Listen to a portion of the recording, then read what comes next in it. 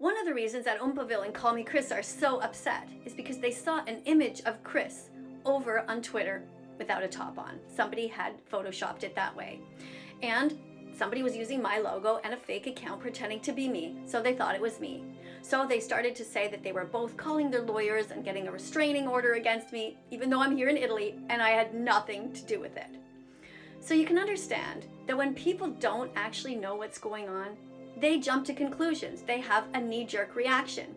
Now, I'm not going to show you the text that went back and forth between me and Oompaville at the moment, but if necessary, I will expose exactly what's going on. In the meantime, ask yourself about vegan phobia and why it is so strong that somebody would be so cruel as to do that. These people hate vegans.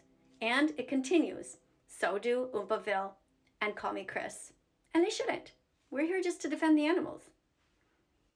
Do you really think that Oompaville and Kallmekris support what's happening in this documentary? See for yourself and make up your own mind if you think the meat, dairy, and egg industries are paying them to discourage you from watching it. If they're really good people, why wouldn't they encourage you to learn the truth?